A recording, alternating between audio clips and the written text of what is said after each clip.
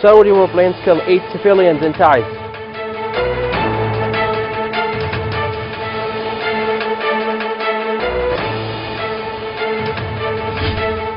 New Saudi raids on several government raids.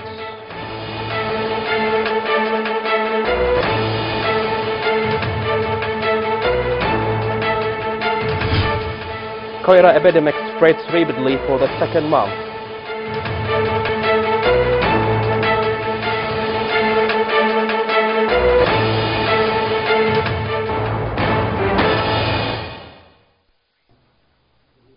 Good evening and welcome to Yemen Today's News. I'm Ali Nasser al-Khamri.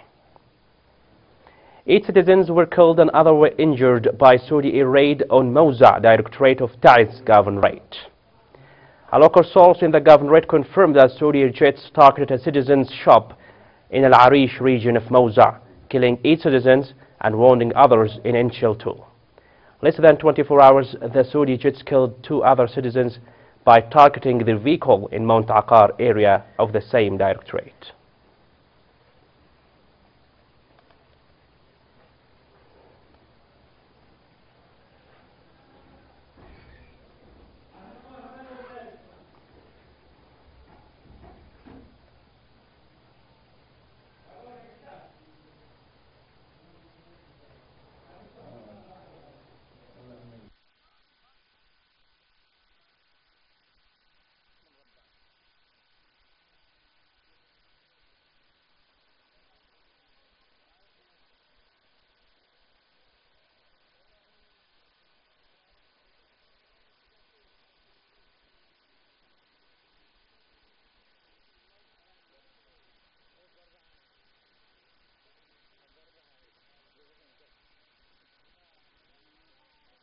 Saudi warplanes resumed their attacks on Nehem Eastern District east of Sana'a Governorate. Local sources in the district told Yemen Today channel that the Saudi military aircraft waged 2 strikes on the Al-Aqran area and with other 3 strikes on the areas of Bani Bariq and Harib Nehm. The Saudi warplanes launched in the last 2 days heavy bombardment on Al-Hawl and Yam areas of the same district. The Saudi air jets continued their attacks on Sa'da Governorate north of Yemen. Local sources reported that Saudi warplanes waged new strikes on the Shada Western District area. The Saudi warplanes targeted with 4 strikes Taqiyya area of Majaz Directorate and with 1 more Al-Malahid of Al-Zahir Western Directorate. In Munabbah District, the Saudi border guard shelled the region of Al-Sheikh and Al-Umar with heavy artillery, causing damages to the private properties.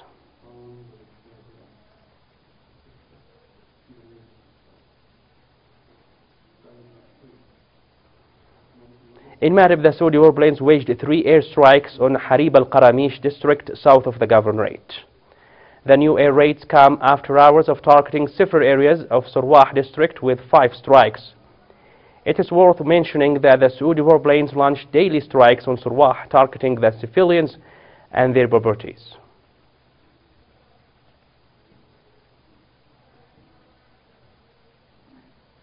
The enemy's jet fighters resumed attacking bordering directorates northwest of Hajjah Governorate. According to local sources there, the Saudi warplanes launched 7 airstrikes on Harab and Midi, hours after targeting the same directorates with 13 strikes. Both Harab and Midi are under frequent attacks by Saudi-led coalition, turning it into ghost towns.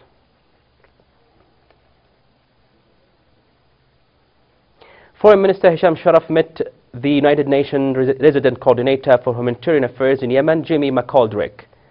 The meeting discussed the need to reopen Sana'a International Airport to commercial and seafood air traffic and suggested sending a specialized team for the United Nations or the European Union to verify the Saudi claims on the security of navigation at Sana'a Airport, where the traffic at the airport is continuing for United Nations aircraft.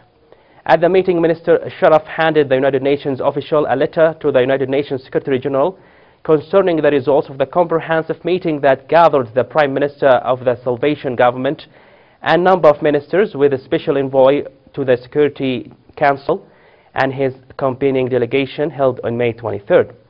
The minister stressed that the forthcoming briefing of the special envoy to the Security Council on May 30th should reflect what the envoy of the United Nations Secretary General and the Prime Minister have discussed and the views they exchanged. Humanitarian situation in Yemen is getting worse as cholera epidemic is spreading rapidly in Yemen, taking the lives of hundreds of people since the declaration of its return in May to kill up to now more than 400 people. Here is a report. Cholera swept most parts of Yemen in a recorded period after it was first recorded in October last year to reappear at a frightening speed in most parts of Yemen, taking the lives of hundreds of people infected with it due to the lack of treatment, medicines and floods. And since last October, more than 61,000 cases have been registered with the disease. The peak of the outbreak of the disease was in November last year, where the number of infected then was about 25,000 cases, including 120 deaths at the rate of 10 people per 10,000. Mostly children under the age of 5. The disease reappeared again, this time in May, with more than 32,000 people and 320 people dead. The disease-related diagram published by WHO showed the most prevalent areas of the epidemic. It appears that the capital Sana'a is the most affected, followed by Hajjah and Amran and Sana'a Governorate. While in its last statement, the UNICEF announced that the epidemic victims had risen to 437 deaths in a month.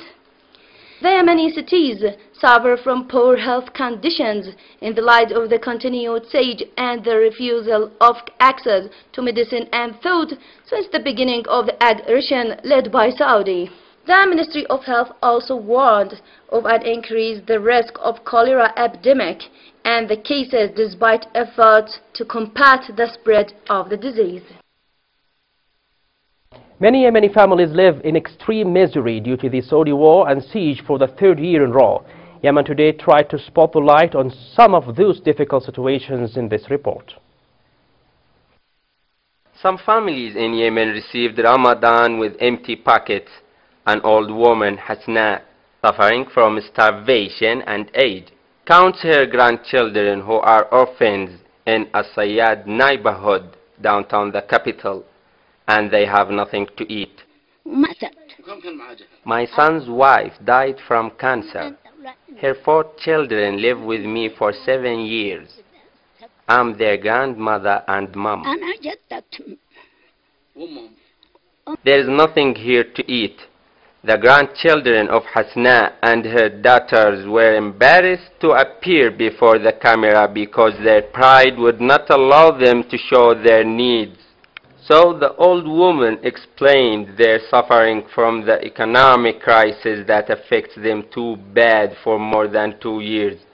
Saudi terrorism is behind every miserable situation. Ramadan is a holy month.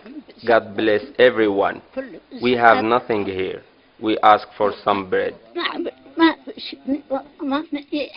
Mercy and interdependence are a religious and humanitarian obligation to others, but such cases which surprise those who visit her and see her empty kitchen need to be solved so life goes on. This humble family is like dead walking on the ground. You see, she has no food. She asks for some bread. She can't pay the rent of her house. Many arrange for the holy month of Ramadan, but this old woman has no arrangements to stay alive. Saudi terrorism must be stopped. The Saudi-led coalition used in its aggression many ways of destruction. In this coming report, we bring light to the aggression use of banned weapons and bombs on the agriculture sector.